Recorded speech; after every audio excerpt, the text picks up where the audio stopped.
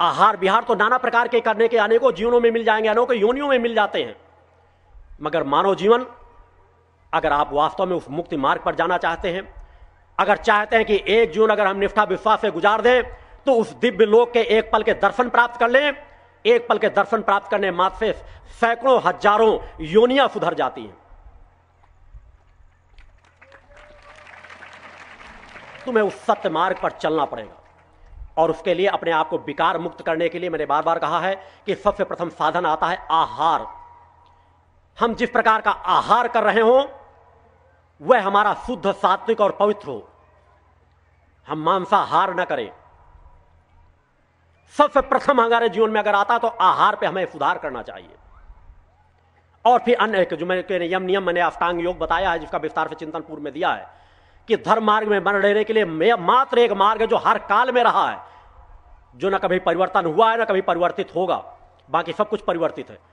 क्योंकि जो अंतर चेतना है उस तक पहुंचने का भी एक मूल मार्ग है अष्टांग योग, यम नियम प्राणायाम प्रत्याहार धारणा ध्यान समाधि की जो मार्ग है, उसमें यम नियम के विस्तार का मैंने चिंतन आप लोगों को समाज को दिया है।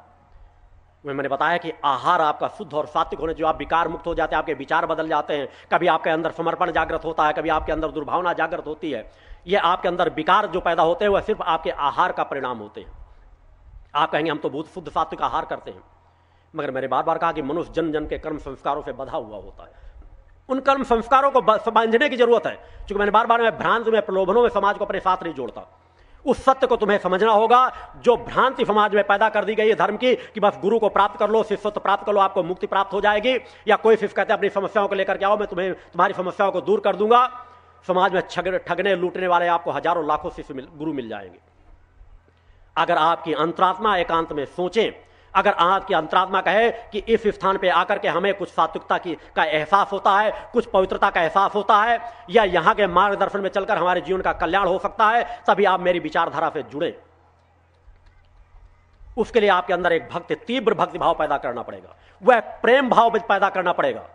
और आहार के साथ साथ आप जो नित्य एक समाज राक्षसी प्रवृत्ति की ओर जा रहा है कि कोई मरे या जीव, उनसे कोई फर्क नहीं पड़ता। आज चूंकि राक्षसों की भी प्रवृत्ति देख चुके, आज का जिस तरह भौतिकतावाद का युग है, तो परिस्थितियां केवल बदल गई। पहले राक्षस देखने में बड़े विभत्स दिखाई दिया करते थे, शस्त्र लिए रहा करते थे, मगर वह विचारधारा आज नग्नता की ओर बढ़ गई है। महानगरों में आप देखें, रात में 12 बजे 1 बजे 2-2 ढाई 3-3 बजे रात तक नाच गाने, बियर उड़ रही है, शराब उड़ रही है, नृत्य कर रहे हैं, नाच रहे हैं, कोई मर रहा है, जी रहा है। समाज में अनेकों कितने परिवार जो एक समय के लिए भोजन के लिए मोहताज हैं, कहाँ क्या समस्याएं आ रही हैं, उनसे उनके जीवन में कोई फर्क नहीं पड़ता। राक्षस भी रात्रि को जागा करते थे, हो हल्ला मचाया करते थे, नृत्य करते थे, मग्न रहते थे, शराब पीते थे, और किसी दुनियादारी से उनको कोई मतलब नहीं रहता था। आज समाज भी उसी राक्षसी प्रवृत्ति की ओर जा रहा है। 1 बजे 2 बजे रात तक जागेगा, बियर पिएगा, नाच गाना करेगा। ये सब राक्षसों के कार्य ही तो हैं। और सुबह तान करके 9 बजे बिस्तर पर सोएगा। हम कैसे सत्य को प्राप्त कर लेंगे?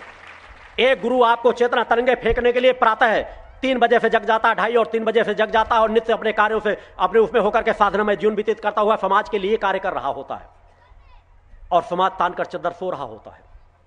वह चेतना तरंगे आपके अंदर प्रवेश कैसे करेंगी, जिनका एक निर्धारित समय और काल होता है, कि जिन क्षणों पर अगर चैतन्यता से मनुष्य जीवन जिए तो उन तरंगों को कई गुना ज्यादा फल प्राप्त कर सकता है। मैंने समाज को कहा है कि आपके अंदर का धर्म, जिस चीज को आप सत्य को धारण करने चाहते हैं, वह पूर्णता से तब तक धारण नहीं होगा जब तक आप सूर्योदय से पहले जगने की आदत नहीं डालेंगे। क्योंकि विचार है, जब तक इन विचारों को आप ग्रहण नहीं करेंगे, आप आए और 2-4 कहानियां शिष्यों से सुने और अपने घर चले जाए, क्षणिक आपकी भावना जागृत हो जाए, भाव पक्ष आपके अंदर जागृत आ जाए, मगर आपके जीवन में परिवर्तन ना आए। आपको हर मनुष्य को, मैंने बार बार कहा, मैं नहीं चाहता कि आप 2 बजे रात से जगे, आपके सामने ज्यादा समस्याएं होती हैं। यह अलग बात है, मैं आपका गुरु भी उसी तरह कार्य करता है। नवरात्रि आ जाती है, आप देखते होंगे कि गुरु आपका गाड़ियों से यहां आता है, कार्य देखता है, वहीं 7 घंटे 8 घंटे मुझे मजदूरों के साथ खड़े होकर कार्य कराता हूं। उसी तरह रात में जगता हूं, उसी तरह रात में मात्र 2 घंटे, मैंने बार बार कहा कि 2 घंटे मेरी नींद रहती है, वह भी योग निद्रा के रूप में रहती है। अधिक से अधिक मेरा जब एकांत पाता हूं तो ध्यान साधना मेरा अपना चिंतन रहता है। समय रहता तो बाहर सेवा कार्यों को देखता रहता हूं, क्योंकि इस स्थान को जिस तरह चैतन्यता, जिस तरह पूर्णता मुझे प्रदान करना है, उसमें हर पल में स्वतः अपना श्रमदान करता रहता हूं। जो कार्य कोई 10 रुपए में करा सकता, उसे 5 रुपए करा करके यहां से निकल जाता हूं। जिस तरह के कार्यों में आप लोग 2 घंटे नहीं खड़े हो सकते, उसी तरह के धूप में 7 घंटे 8 घंटे खड़े होकर के मैंने कहा कि केवल यहाँ के कार्यों को पूर्णता देने के लिए, आप लोगों को चेतनता प्रदान करने के लिए मैंने एक समय का भोजन तक छोड़ रखा है। क्योंकि मेरे सामने मुझे वह समय भी बेकार नजर आता जब मैं कार्य छोड़ करके दोपहर में जाकर के भोजन ग्रहण करता हूं। उतना समय भी मुझे लगता था शायद मैं ये नष्ट कर रहा हूं, घंटों का मेरा समय बेकार चला जाता है। केवल अपनी उसी व्यथा के तहत मैंने उस भोजन का भी त्याग कर दिया, क्योंकि मेरा शरीर पूरा अपने आप में संतुलित रहता है। आप असंतुलित होते हैं, अपने आप को एकाग्र नहीं कर पाते। मैंने बार बार कहा विज्ञान में वह सामर्थ्य है, उनको खुले मौके देता हूं, आमंत्रण देता हूं, क्योंकि सत्य समाज एहसास कर सके। इसलिए नहीं कि समाज मुझे मानने लगे, कि वो कभी भी मेरे आसपास उन मशीनों को लगा करके चेक करें कि जितनी विषमता मेरे सामने डाल दी जाए, तनावों के बीच से मुझे गुजार दिया जाए, संघर्ष के कार्य जब मैं कार्य कर रहा हूं उनके बीच से मुझे गुजारा जाए, और मुझे केवल एक पल लगता है अपनी चेतना को एकाग्र करके ध्यानस्थ हो जाने में। आप लोग अपने मनों को क्यों नहीं एकाग्र कर पाते? इसलिए कि आप लोग अभ्यास नहीं करते, प्रयास नहीं करते। आप 4 घंटे पूजा तो करते हैं, मगर पूजा करने में आपका मन नहीं लग पाता। मन को आप एकाग्र करने का प्रयास भी नहीं करते। मैंने एक बार कहा कि आज्ञा चक्र की आप शरण में आते ही नहीं, कि जब आपका मन व्यथित होने लगे, इधर उधर भगने लगे, उसे तुरंत काटो और ध्यान लगा लो। मंत्र जाप करते जाओ और आज्ञा चक्र में ध्यान लगाने का अभ्यास करो। मूल चक्र है राजा चक्र। मैंने बार बार कुंडली चक्र के बारे में अनेकों चीजों को मैंने चिंतन दिया है, विस्तार से भी दिया है, और भविष्य में उसका और विस्तार करूंगा कि जो 7 चक्र हमारे अंदर है उनमें सबसे महत्वपूर्ण आज्ञा चक्र राजा चक्र कहलाता है। जब हम पूजा में बैठे हो, मन हमारा इधर उधर विषय विकारों में भटकने लगे, अपनी समस्याओं में भटकने लगे, मन एकाग्र न हो रहा हो, तो कुछ समय हम आज्ञा चक्र पर अपने मन को एकाग्र करें। आप कहेंगे मन को एकाग्र करते हैं नींद आने लगती है। यह आपका स्वाभाविक गुण है। एक साधक जब अपने मन को एकाग्र करता है तो उसके शरीर का भार और हल्का होता चला जाता है। आप स्वतः कभी एहसास करें, जब आपका मन ज्यादा एकाग्र होगा तो आप जो पैर आसन लगाकर बैठे हुए होंगे उसमें अभी आपको कभी ज्यादा जोर का एहसास महसूस नहीं होगा। ये अभ्यास की वो क्रियाएं हैं। करें तो जब मन आपका व्यथित हो, आज्ञा चक्र पर आप ध्यान लगाएं थोड़ा सा, और मंत्र जाप भी करते जाएं, उस प्रकृति सत्ता की ओर ध्यान दें, उनकी क्रियाओं की ओर ध्यान देने लगे। यहाँ के अगर आश्रम के उपासक हैं, यहाँ का ध्यान चिंतन करने वाले हैं, तो आश्रम के कभी मूल ध्वज पर अपना चिंतन ले जाएं, कभी चालीसा भवन की उन दिव्य शक्तियों को चिंतन ले जाएं कि कौन तस्वीर कहां पर रखी हुई है, किस तरह चालीसा भवन में कौन सा दृश्य किस तरह बना हुआ है, किधर कौन सा भवन बना हुआ है। क्योंकि जब हम एक चैतन्य क्षेत्रफल की ओर निगाह भी उठाते हैं तो उस समय हमारी चैतन्यता की साधना चल रही होती है। उन विषय विकारों से हमको काटने का अभ्यास करना पड़ेगा।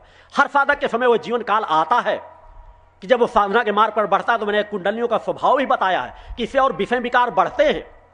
मगर जब हमारे विषय विकार बढ़ रहे हो, आवेग उस क्षेत्र की ओर बढ़ रहा हो, तो हमें तत्काल अपने शरीर का जो मूल राजा चक्र है, जिसके माध्यम से गुरु भी कार्य करता है, जिसको मैंने सदैव आच्छादित करने की बात करा कि कुमकुम का तिलक लगा करके रखें, उस आज्ञा चक्र पर अपने आप को ध्यान को लगाएं, मन को एकाग्र करें। आप देखें आपके शरीर के विषय विकार धीरे धीरे शांत होने लगेंगे, भटकाव से आप सतमार्ग की ओर बढ़ने लगेंगे।